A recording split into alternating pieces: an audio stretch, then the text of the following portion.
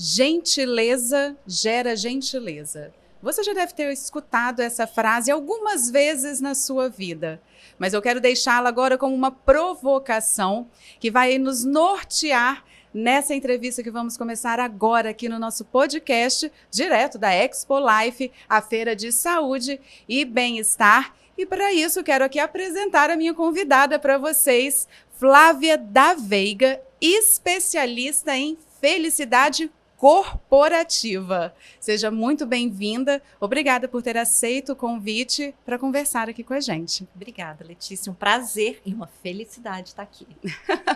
E eu comecei deixando a provocação para o pessoal que gentileza gera gentileza. Flávia, que também é palestrante do evento e vem com uma palestra super interessante, mas eu queria que a gente começasse a trabalhar essa frase, porque gentileza gera gentileza, mas eu acho que não é só isso, pelo que eu entendi da nossa conversa até agora, né? E quero dividir isso com o pessoal. Sem dúvida. Existe uma ciência por trás da gentileza. Gentileza não é simplesmente você fazer algo pelo próximo, esperando algo em retorno. Gentileza não é só você ser socialmente adequado. Ah, porque eu preciso ser gentil. Não. Dentro da perspectiva da ciência e dentro do universo da gentileza, a gente engloba bondade, compaixão, altruísmo, servir, fazer o bem. Todo esse universo em que eu estou a serviço com o olhar do próximo que vai para além de olhar a mim mesma. E quando a gente tem essa perspectiva, às vezes as pessoas me perguntam assim, Flávia, o que a gente ganha sendo gentil? Eu gosto de brincar. Não ganhamos nada. Nada. Mas como é isso? Nada de. Por exemplo, a gentileza tem um efeito incrível na redução de tristeza, depressão, ansiedade e estresse. Porque eu tiro o foco de mim mesma e ponho o foco para fora. Ou seja, eu saio, esqueço um pouco as minhas questões, meus problemas, meus pensamentos e vou para o outro. Quando a gente fala de gentileza, nada, por exemplo, de solidão. Por quê? Quando eu sou uma pessoa mais gentil, caridosa, bondosa, existe uma tendência de ter melhores relacionamentos. Quem não quer estar ao lado de uma pessoa que é generosa, que é uma pessoa que tem compaixão, que tem empatia? A gente fala nada, por exemplo, de doenças. Quando você pratica o bem, todos os hormônios que são liberados ao praticar o bem, por exemplo, a ocitocina, é um hormônio que é altamente protetivo. Ou seja, isso reduz a incidência de doenças. Vou dar um exemplo, que eu adoro esse exemplo.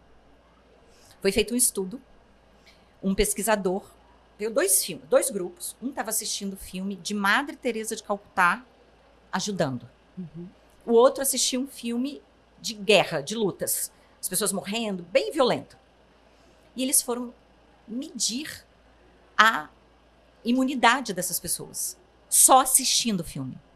As pessoas que estavam assistindo o filme de Madre Teresa de Calcutá tiveram um aumento em quase 50% da sua imunidade. Só de você presenciar alguém fazendo bem. Por quê?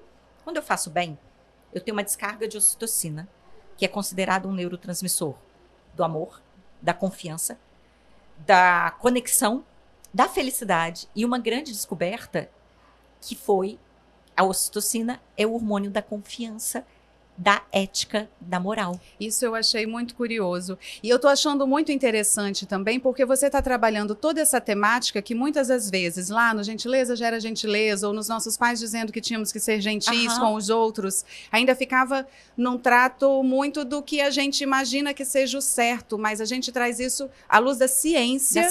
E comprovadamente todo esse impacto positivo, né? Perfeito. Porque nós temos circuitos no nosso cérebro, são circuitos de gentileza. Quando ativamos esses circuitos ao fazer o bem, não só a gente tem uma descarga desses neurotransmissores que traz uma sensação de felicidade, mas como ativa regiões do nosso cérebro, por exemplo, ativa córtex pré-frontal, que é uma região que não só é a região da felicidade, mas é o nosso CEO, o nosso comandante do cérebro. Quando eu ativo essa região, eu posso ter, por exemplo, melhores decisões. Então, se eu quero um cérebro melhor, quando eu faço bem, é como se eu estivesse no meu melhor estado cerebral. Olha que incrível isso. Realmente. E outra característica do fazer o bem. Quando eu faço bem, eu tenho uma descarga de ocitocina. Você que recebe, também tem. Mas quem presencia, quem está vendo de longe, também tem uma descarga de ocitocina. Que foi o que aconteceu no exemplo que você disse dos filmes. Quem estava só assistindo, já tinha esse impacto. Exatamente. E por isso isso vira que fazer o bem, gentileza gera gentileza, porque ela cria ao redor uma cadeia de gentileza. E quando você recebe uma ação de gentileza, você tende a querer retribuir. E a gente usa até um conceito que é o passe adiante, que é uma das técnicas. Recebe uma ação de gentileza, você não precisa retribuir necessariamente aquela pessoa. Passa adiante. Quando você encontrar com alguém, seja gentil. Seja gentil. E você está falando e dando exemplos e que a gente enxerga isso no dia a dia.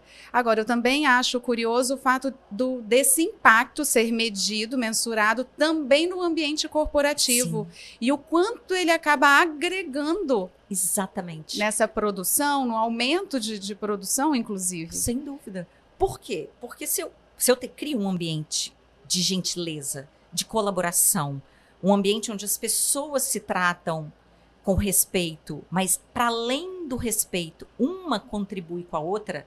Primeiro, eu crio um ambiente onde eu produzo mais e melhor. Eu crio um ambiente mais feliz. Pessoas mais felizes são pessoas no seu melhor estado. Eu crio um ambiente de maior confiança, ética e moral. Ou seja, um ambiente ideal para desenvolver qualquer trabalho humano. Nesse sentido, as empresas estão olhando para esse universo da gentileza também, de uma outra perspectiva. E também um grupo que acaba adoecendo menos. Adoece muito menos. Você cria melhores relações, você adoece menos fisicamente, você adoece menos mentalmente, emocionalmente, porque você consegue obter mais resiliência.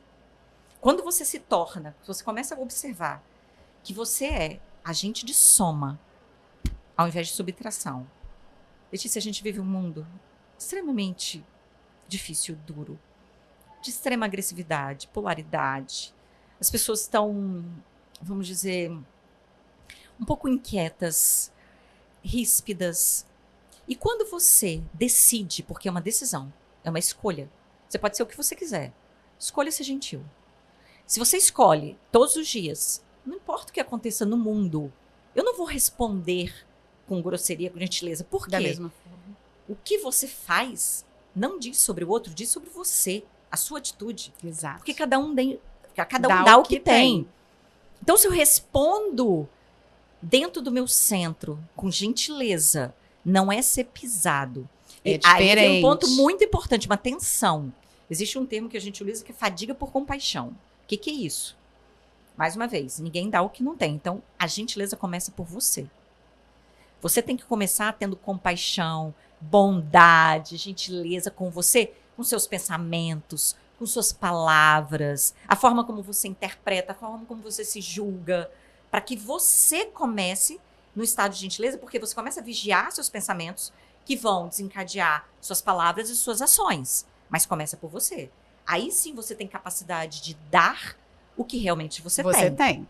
Então, esse é uma perspectiva importante, um cuidado que a gente tem, porque eu conheço muita gente que só se dá. Só se dá. E se dá, tem um outro ponto importante. O porquê, para que você está sendo gentil. A gentileza em si, ela tem que ser intrinsecamente valorosa. O objetivo não é ser gentil esperando alguma coisa em troca.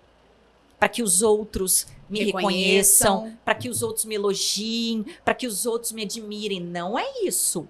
Não é esse o objetivo.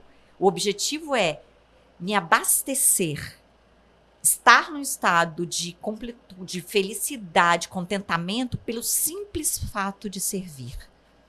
Porque, na minha perspectiva, na minha humilde perspectiva de tudo que eu estudo sobre ciência da felicidade, as pessoas realmente felizes são as pessoas que crescem, desenvolvem, evoluem, aprendem. Para quê? Para ser sua melhor versão, para servir.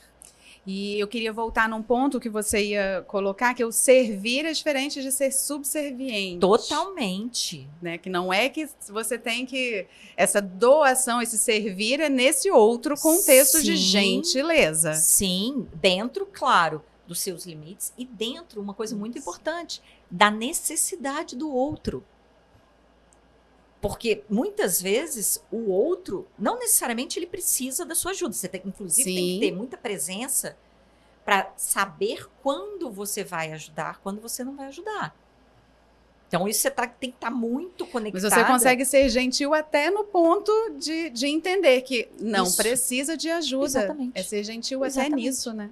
E às vezes são atos tão pequenos, porque as pessoas também ficam esperando coisas muito grandiosas. Ah, tá, vou fazer o bem. Mas eu vou encontrar a cura do câncer, salvar todas as crianças, vou ter que fundar um projeto social gigante. Não. A gente usa um termo que é pequenos atos aleatórios de bondade. Gostei desse termo. Às vezes é um bom dia. Às vezes é você olhar para uma pessoa que talvez nunca tenha sido olhada. É olhar no olho dela e falar, bom dia, tudo bem? É você ouvir de verdade. É escutativa. Que é um ato, hoje em dia, cá entre nós, é um super ato de gentileza. É raro. Você prestar atenção de verdade. De fato estar ali, né? Presente nas tá nossas ali. conversas. Pode falar que eu tô te ouvindo. Exatamente. Às vezes é fazer uma doação, desapegar de algo que não te cabe mais. Talvez não te traga mais alegria, mas pode trazer alegria para o outro. Às vezes é colaborar com um colega. Às vezes é usar uma habilidade que você tem para que você possa servir. Tem uma história que eu amo.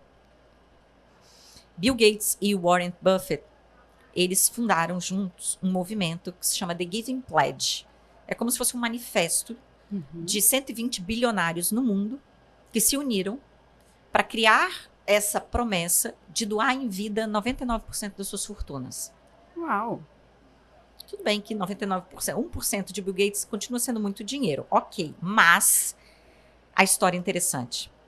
Warren Buffett, que é um dos homens mais ricos do mundo, é um senhor. Ele revela que ele descobriu a verdadeira felicidade quando ele fez a doação. Por quê? Ele percebeu que o dinheiro, a grande questão do dinheiro não é quanto você tem, mas como você utiliza seu dinheiro. Tem um livro que eu amo que se chama Dinheiro Feliz. 5 formas de você utilizar o dinheiro para felicidade. E uma das mais importantes é você usar em prol do outro. Tem uma pesquisa conduzida pela Sonia Lyubomirsky, que é uma pesquisadora russa, na Universidade de Stanford.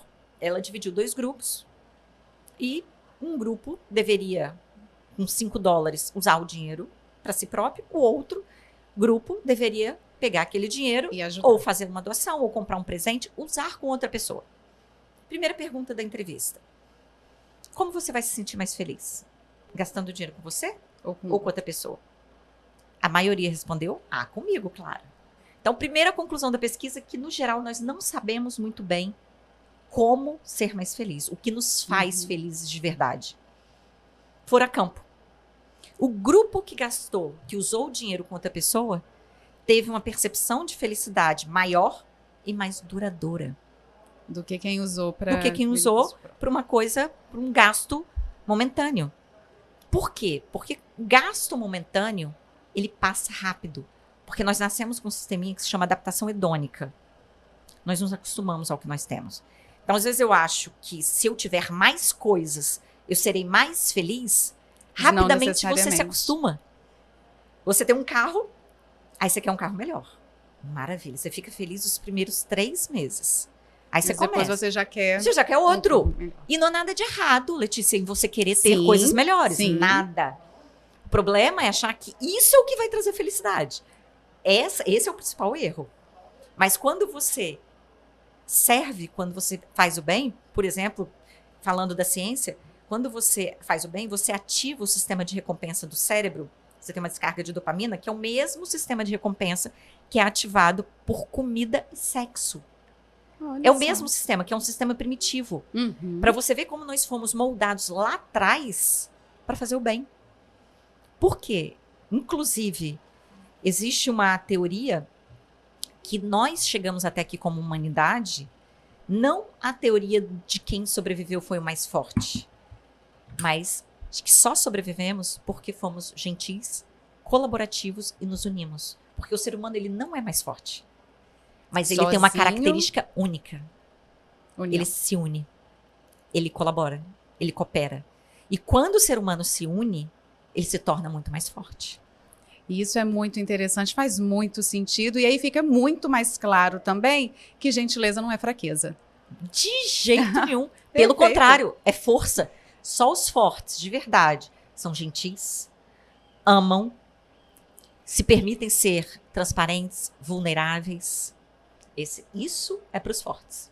E com essa sua fala, eu vou encerrar, que eu quero que ela fique reverberando aí na cabeça de quem está escutando, de quem está assistindo esse nosso podcast. E antes de encerrar, te agradecer. Muito obrigada, né, mais uma vez por ter aceito o convite, estar aqui conosco, compartilhando conhecimento.